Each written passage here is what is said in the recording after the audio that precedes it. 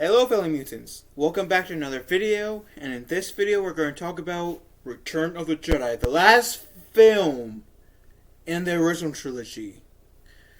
The film that ultimately takes what happened in the original trilogy in a way, well not in a way, kinda, definitely, and the last two films and tie everything together, essentially. For the what many fans would consider as the real Skywalker saga. So, episode 6. Well, a little bit of a recap, jumping backwards. If you guys remember, in the last film, the heroes ultimately, in a way, lost. They didn't, they tried to save Han Solo from getting, after he got frozen carbonite, they failed to do that. Luke tried to rescue his friends, fighting Darth Vader. Essentially, the only thing you could say Luke had a victory in was escaping with his life, he essentially got lucky that Leia was a Force sensitive, otherwise he would have been dead, and the offense of Return of the Jedi would be different. So, Han Solo's in Carbonite. He's at Jabba's palace.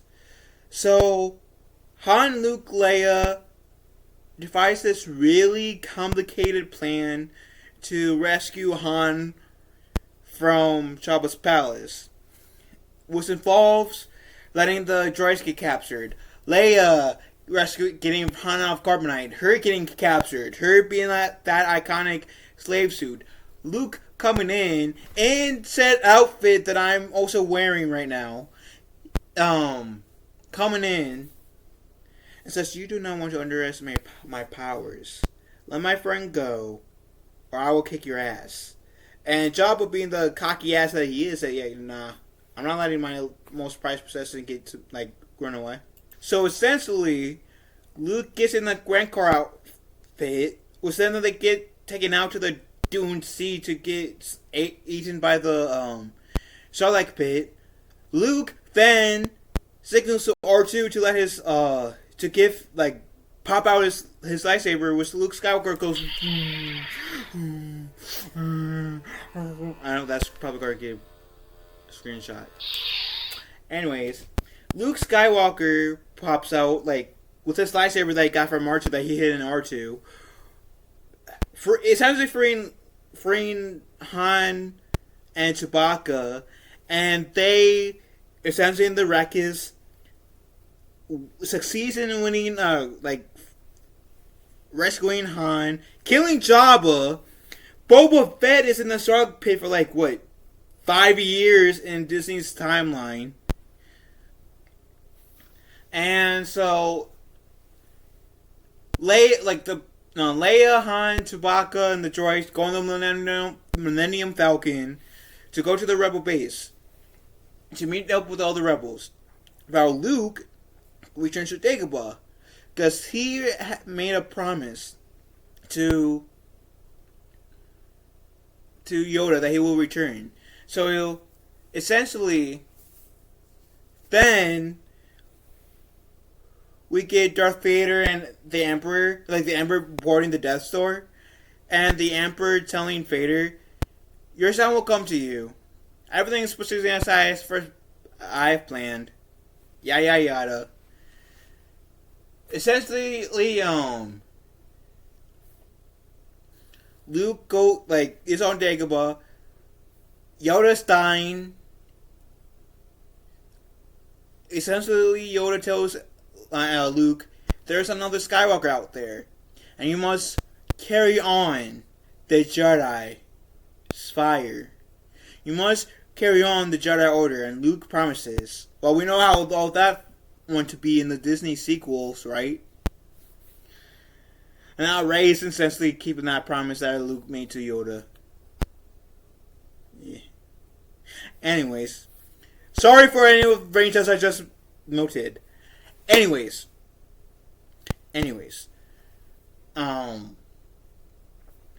so Yoda dies and his body disappears. Luke goes out saying, "I can't do this without Yoda." And then Obi-Wan says, Force Ghost Obi-Wan says, "Yoda will always be with you." And then Luke, and Luke also asks Yoda if Darth Vader was Anakin Skywalker, and Yoda says yes. Luke then confronts Obi-Wan, saying, "Why did you tell me that Vader killed him, murdered and betrayed my father when he was my father?" And Obi-Wan said, "Yeah, well, it was a point of view that in a way Vader did betray and murder your father." I would have been pissed, saying, "Bitch, please don't give me that bullshit excuse. You told me that Vader betrayed and murdered my father. You could have told me, yeah, Vader was your father. Bitch, bye." I would have done that. So, also, Obi-Wan reveals that Leia is his sister. And then we cut over to the rebellion, saying that that Bothan spies, there has been Bothan spies that died to give them the news that the Empire has a second Death Star being built, and it's over the planet Forest Moon of Endor.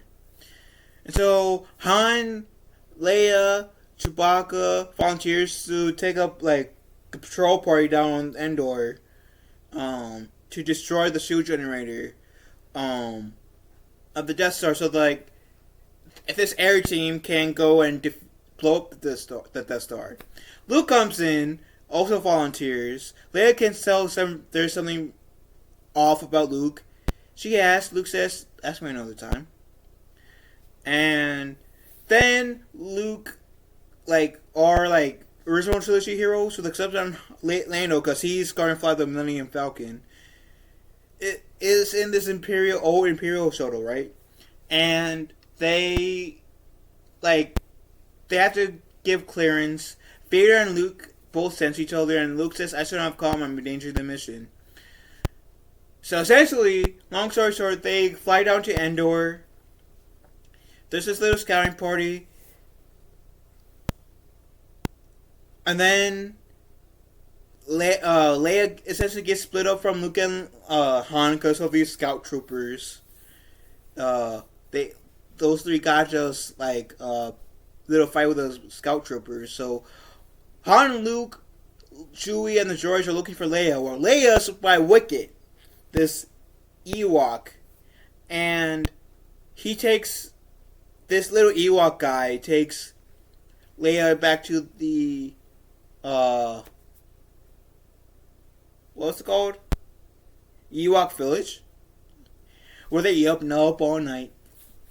And essentially, Luke, Han, and Chewbacca all get captured as well. And they get taken over to the same Ewok village as well, where they also think that Chewbacca is a guide. And Luke uses the Force to float 3PO in the air to freak the droids, the Ewoks out, which was successful in getting our main heroes free. And then 3PO catches the Ewoks up, and essentially through that story, Han, Luke, Leia, Chewbacca, and the two droids are part of the tribe. Then Luke goes out off of his own. Leia follows him. That's when Luke says, "The Force will run strong in my family. I have it. My father has it, which is Darth Vader. My sister has it." Yeah, you remember when you kissed me? You made out with me in the last movie? Yeah, that was incest in a way. Definitely, yeah, we kind of did incest to make, you did incest to make Han jealous. So, surprise! The guy who you kissed was your brother all along! And I wish, we would have had, more of a reaction from Leia, besides, oh, I wish we had, a bit more of a facial reaction from Leia, because,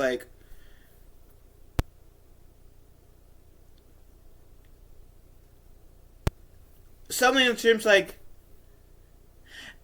if it was made today, probably, Leia probably would have said, "And I kissed you, Luke probably would have said, Yeah, you did, but in your defense, in my defense, we didn't know we were brother and sister, so that's fine because we didn't know we were related. That's the only justification I got for that scene. Is that they didn't know they were related. Anyways. So, Luke says, I gotta go face Vader. Leia tells him, let me go with you. You don't have to face him alone. So, I can't let you do that. I gotta face him alone. Because they're still good in him. Then he goes off. And we get, like, Han kind of making jokes at Leia's remark. And then he realizes, oh, I want to forgive. Lets Leia be in his arms. And so, essentially,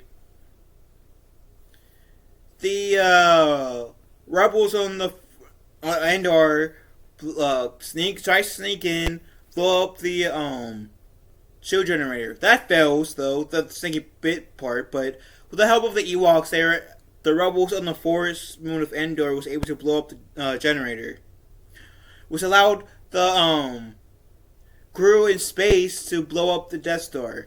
But before the crew blow up the Death Star, we get the scene where the Emperor lets Luke see out the window of the fighting that's taking place between the Empire and the Rebellion.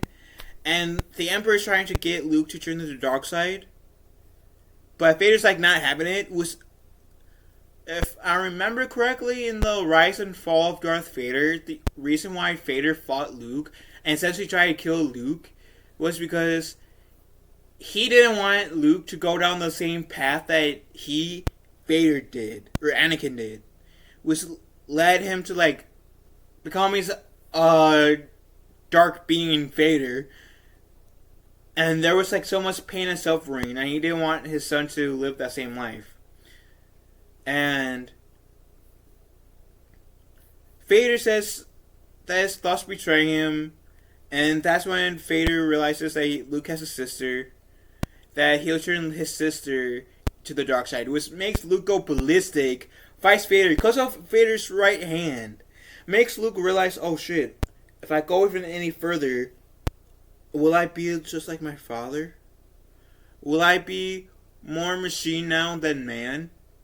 Like Obi-Wan said not too long ago. And so Luke throws his lightsaber away and says, I'm not going to kill my father. I am a Jedi like my father before me. You failed, your highness. And then the Emperor says, be it, Jedi. And then essentially the Emperor uses the Force lightning on Luke, nearly killing him. He would have killed him if Vader didn't have like midlife crisis to say, okay, I gotta save my son.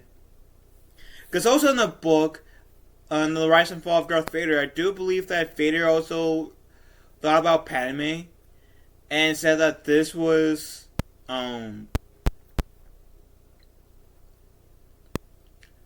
they're like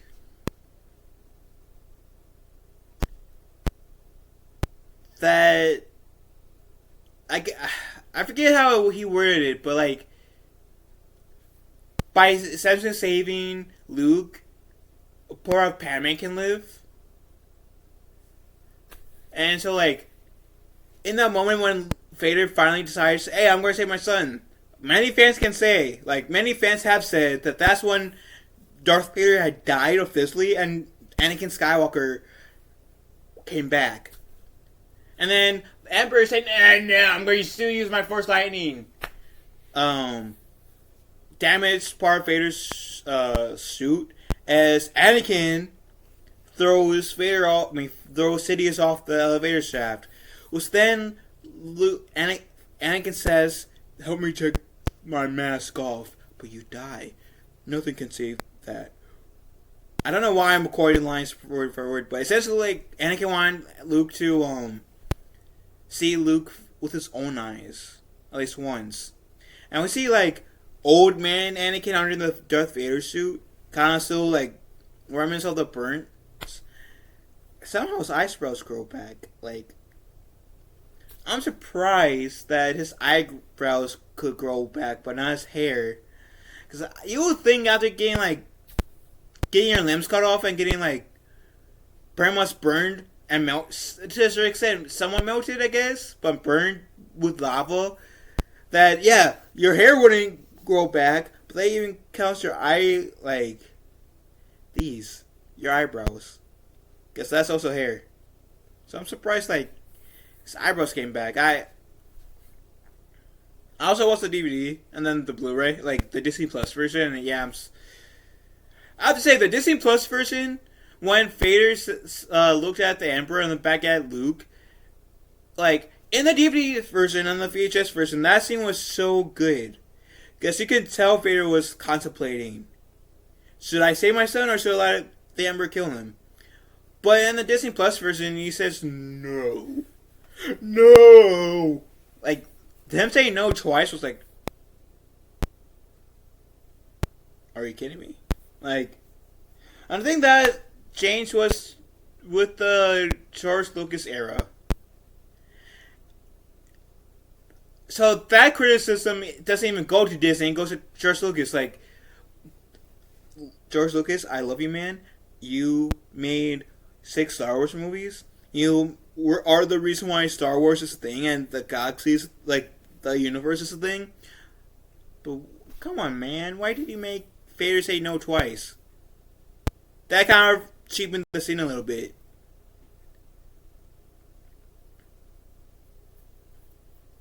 Yeah. Anyways, Vader, like after like Vader sees Anakin saying, "Go, you already saved me. Now you're saving. Now save your ass. Save yourself." Luke, and then Anakin dies. Luke takes Vader's spotter, Anakin's body, into his ship they got into the Death Star with, and flies out the Death Star right before like the Death Star exploded because Lando did what essentially like torpedoed the Death Star's core, kind of like how Luke Skywalker did in The New Hope, but in a different way. And Leia can sense that Luke survived. Han thinks that Leia's in love with Luke, but really, Leia loves Luke as a brother because now she knows they're related. And we see like Luke burning the body of Vader and Anakin, which is a mystery how Kylo Ren was able. I'm sorry to bring in the sequels again, but it's surprising how Kylo Ren was able to go in and recover that much of Vader's mask. And lastly, he used the world between worlds to go back in time after he turned to Kylo Ren and grabbed it after like Luke just like disappeared, like left to celebrate with his friends and sister.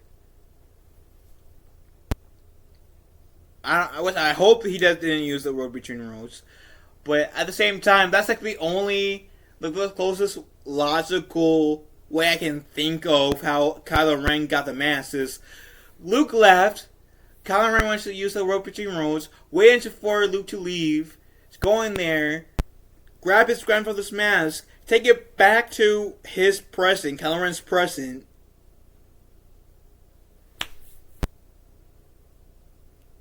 Point is, there's no way Kylo Ren should have had Darth Vader's mask after we saw Luke burning Vader's body. I'm in that camp where I say it's stupid how Kylo Ren still has Vader's mask. Or has Vader's mask to begin with. Anyways, so I'm going to reference the special editions at this point of The New Hope. So after we see Luke, like, that scene with Luke's watching over Vader's burning body, we rise up to the sky, see fireworks. Then we go to like times like Naboo, Cloud City, Naboo, Tatooine, Coruscant, and just seeing few worlds of where you can imagine many. Just celebrating the death of not only Vader and the Emperor, but the death of the Empire, or the fall of the Empire. And then we see on Endor, some of the rebels are celebrating with the Ewoks. And we see Luke looking out in the distance, seeing first goes Obi-Wan, Luke. I mean, first goes Obi-Wan, first goes Anakin and Yoda. Leia pulls him like back, saying, "Okay," like pretty much like, "Okay, brother, I love you, but you gotta hang out with us, not do that loner shit that you've been doing especially this movie and the last movie. Gotta celebrate with us. You gotta take this W with us, okay? Okay." And that's the end of the movie. We get a shout out for of Han, Luke, Leia, the droids, and Lando with like some Ewoks. I believe some Ewoks. I watched this again yesterday. But still, great movie. And mainly I'm recording this on actually May 25th. But this movie is my favorite movie out of the 3 Star Wars films. And that's because, like, this is my favorite version of Luke Skywalker. Out of essentially, like, the 4 versions that we got, the New Hope version, the Empire Strikes Back version, the Return of the Jedi version, and then the Disney version. The Return of the Jedi version is my favorite of like Luke Skywalker because like he has taught me that there are some bad people there like in the world. There are some people in the world that do really bad stuff. Or just bad stuff to like people or like in general, morally bad stuff, right? But sometimes it takes that one person who believes in the good in them, who sees the good in them, say, okay, I know you did a lot of bad stuff, but you can do better. And pretty much does everything in their power, as my screen goes black, but does everything in their power to try to help you become the person that you can be. And also, like, this film also shows that no matter, like, how much you've done, you can potentially get redeemed if you want to be redeemed. And I feel like if Anakin, like, didn't die at the end of this movie, he would have been able to go out of the galaxy and be redeemed. And by the time we would have seen him in, like, the sequel trilogy era, whether you want to count that as, like, the Disney trilogy or, like, a different version of the sequel trilogy that we got from the films, I feel like by the time we would have gotten to, like, 30, 40 years down in the future in the Star Wars timeline, that sure, there would still be some people that probably wouldn't trust Anakin if they found out that he was Vader to that day, because some people hold grudges and believe that people can't change, which is dumb.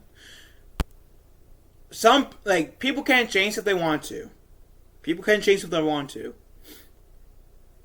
But I feel like, for the most part, Anakin would have, like, been forgiven and accepted by the Republic, but what we know now is the New Republic.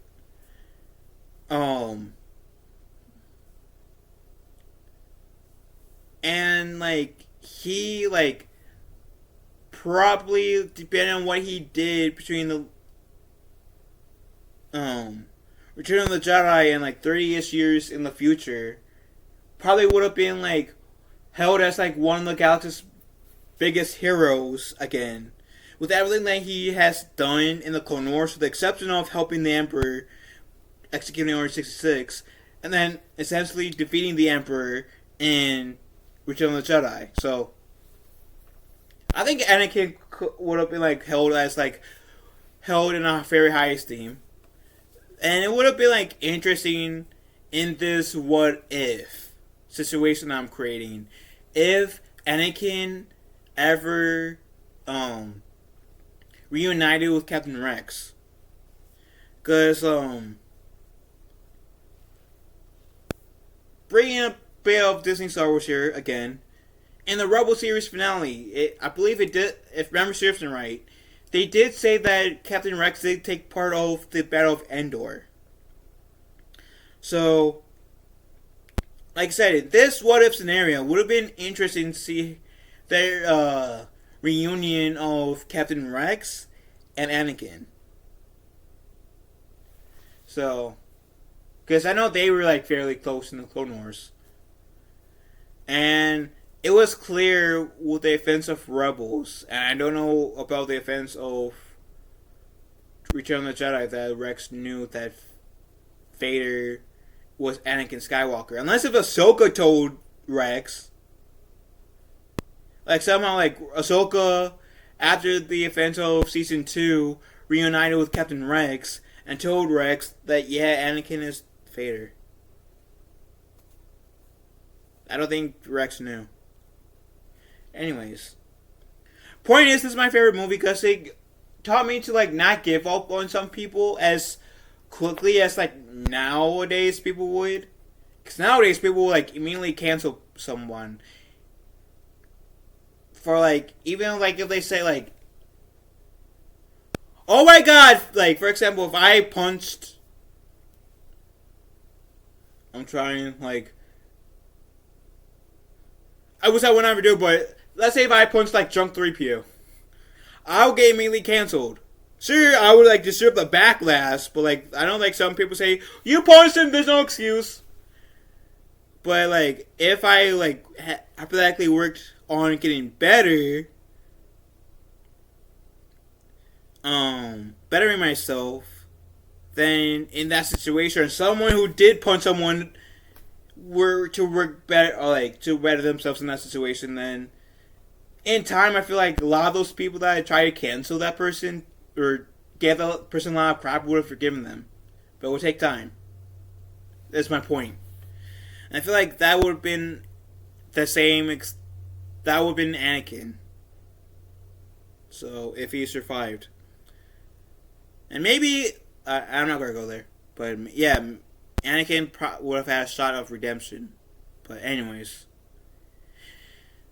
like I said, Return of the Jedi is my favorite Star Wars film of this original trilogy. And I know I've said like Revenge of the Sith is debatably my favorite Star Wars film because it's the very first Star Wars film that I got to see like from start to finish. And I'll always love that film because it's the film that helped get me into Star Wars. But Revenge of the Sith comes in second for me. With a lot of thought, Return of the Jedi is my number one movie. It's my favorite Star Wars movie. I like the 12, 13 movies that we have at the moment. So, and honestly, like, the Luke Skywalker that we see in this Star Wars film also helped shape my view on a lot of things in the world. And I'll always be grateful for Luke Skywalker for helping me teach that. I know that wouldn't be possible if it wasn't for George Lucas, so I'll always be grateful for George Lucas for creating Star Wars.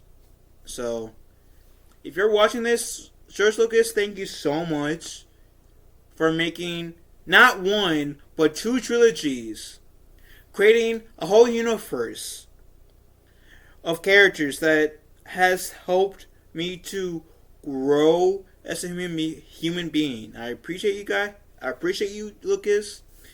And if like I ever am able to meet you,